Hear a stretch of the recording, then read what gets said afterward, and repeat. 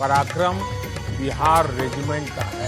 हर बिहारी को इसका गर्व होता है।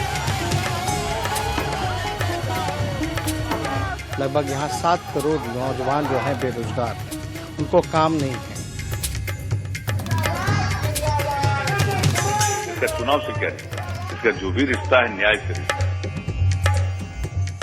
बिहार को देश का नंबर 1 राज्य बनाना। प्यार में और युद्ध में कोई इफ वट नहीं होता है, सब चीज जायज होता है।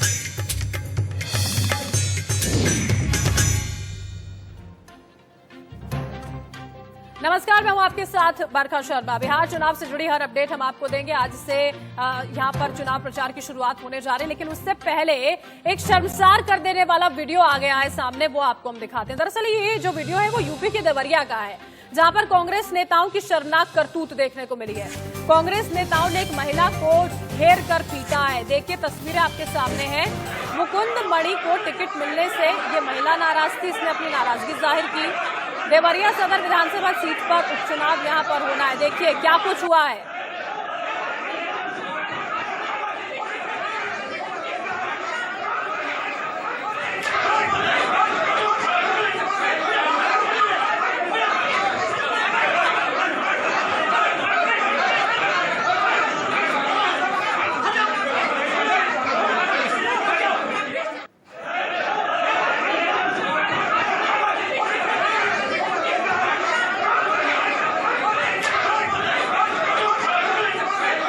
देखिए आप, ये कांग्रेस के नेता हैं जो एक महिला को पीट रहे हैं। किस तरह से वो महिला अपने आप को बचाने की कोशिश करती है ये भी समझ में आता है। 1-2 लोग हालांकि देखिए समझ में आए, जो उस महिला को वहां से दूसरी जगह साइड में लेकर चले जाते हैं। वो अपनी आवाज उठाती है, बात करने की कोशिश कर रही होती है। आक्रोश साफ नजर आ रहा है महिला के अंदर, लेकिन किस तरह से पीछे से मारपीट करना शुरू कर दिया इस महिला के साथ। देखिए ऐसे अगर ये कांग्रेस के नेता हैं, आप देखिए देवरिया की तस्वीरें उत्तर प्रदेश की, बड़ी हैरानी होती है। आप सवाल तो बड़ी जल्दी उठा देते हैं। खुर्रम निजामी हमारे साथ जुड़ चुके हैं इस वक्त, तो उनका हम यहाँ पर रुख करेंगे। खुर्रम, क्या है ये तस्वीरें? कांग्रेस का काम सिर्फ यही रह गया है क्या? बहुत अच्छी बात है आप विपक्ष में बैठे, बहुत अच्छी बात है कि आप सवाल उठाएं, लेकिन अगर खुद की पार्टी ऐसा करेगी, मतलब एक महिला को बीच में इकट्ठा कर हाथ उठाया जा रहा है उसके ऊपर, कब का है ये वीडियो? क्या कुछ है इससे जुड़ी जानकारी?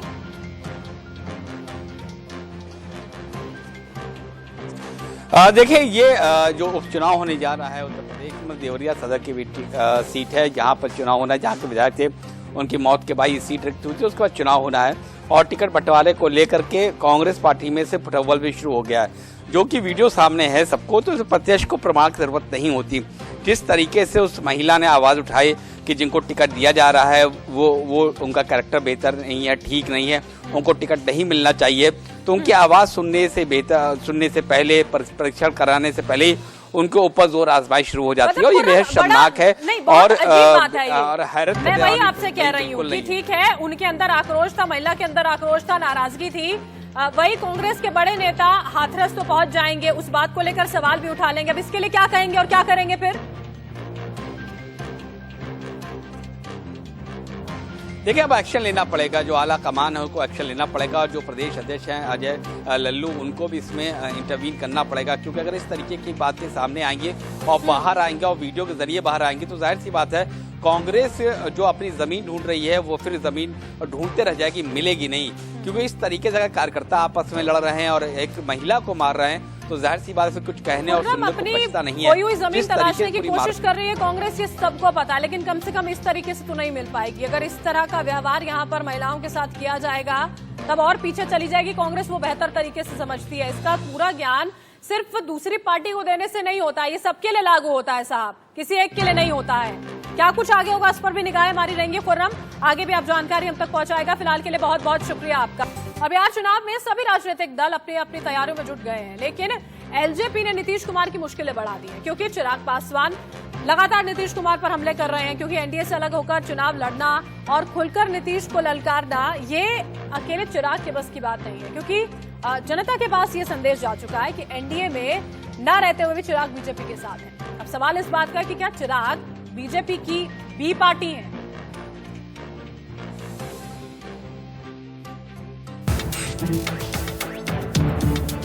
चुनाव बिहार का है, लेकिन दिल पूरे देश का धड़क रहा है। हर कोई पूछ रहा है कि बिहार में कौन जीतेगा, एनडीए या महागठबंधन। नीतीश कुमार 15 साल शासन करने के बाद चौथे कार्यकाल के लिए दम भर रहे हैं, लेकिन उन्हें चुनौती तेजस्वी यादव के नेतृत्व वाले महागठबंधन से कम एलजेपी से ज्यादा मिल रही है। देखिए, नाराजगी मेरी किसी व्यक्ति विशेष से नहीं है, बट हाँ, मेरी चिंता मेरे प्रदेश को लेकर हमेशा से रही है। और ये आज से ही नहीं, मैं निरंतर इस बात को मैं कहता रहा हूँ कि बिहार में जिस तरीके से विकास के कार्य होने चाहिए, आज भी हकीकत है। आप बिहार के गाँव में अगर आप जाएं और वहाँ के आप हालात को देखें, पलायन की समस्या को अगर आप देखें, आज भी आप देखें देश भर में हर प्रदेश में बिहार के लोग जाते हैं, बिहारी जाते हैं शिक्षा के लिए हो, रोजगार के लिए हो, स्वास्थ्य के लिए हो। ये सिस्टम दशकों से वैसा का वैसा ही है। उम्मीद बहुत थी हमारे आज के मौजूदा मुख्यमंत्री जी से, मेरी खुद की बहुत उनसे उम्मीदें थी, अपेक्षाएं थी, पर 2005 से लेकर 2020 तक का अगर आप उनका कार्यकाल देखें तो मुझे नहीं लगता कि जितनी उम्मीदें मुझे एक बिहारी होने के नाते या बिहार की जनता को थी, उन उम्मीदों पर वो खरा उतर पाए हैं। चिराग जो बोल रहे हैं, उनके स्क्रिप्ट बीजेपी दफ्तर से लिखी जा रही है, क्योंकि एनडीए से अलग होकर चुनाव लड़ना, खुलकर नीतीश कुमार को ललकारना, ये अकेले चिराग के बस की बात नहीं है। क्योंकि जनता के पास ये संदेश जा चुका है कि एनडीए में ना रहते हुए भी चिराग बीजेपी के साथ ही हैं। और अब तो रामविलास पासवान के निधन के बाद एलजेपी को सहानुभूति वाला वोट जरूर मिलेगा, और जितना ज्यादा मिलेगा उसका उतना नुकसान जेडीयू को होगा। और जेडीयू के नुकसान में ही बीजेपी का फायदा छुपा हुआ है, क्योंकि जेडीयू और बीजेपी करीब करीब बराबर सीटों पर चुनाव लड़ रहे हैं। लेकिन अगर जेडीयू की कम सीटें आई और बीजेपी को थोड़ी ज्यादा, तो नीतीश कुमार की मुख्यमंत्री वाली दावेदारी खटाई में पड़ते देर नहीं लगेगी। क्योंकि अभी तो भले ही बीजेपी कह रही है कि नीतीश बड़े भाई हैं, लेकिन बड़े भाई को छोटा बनाने का दांव चला जा चुका है। अब देखना ये होगा कि बीजेपी के इस चक्रव्यूह की नीतीश क्या काट खोजते हैं। Bureau report, India news. हमारे सहयोगी राकेश कुमार सिंह हमारे साथ जुड़ेंगे, बताएंगे वो कि किस तरह से सहयोगी जो अभी मौजूदा स्थिति है बिहार चुनाव को लेकर वो रहने वाली। आज से चुनाव प्रचार भी शुरू हो रहा है, उनसे बातचीत हम करेंगे।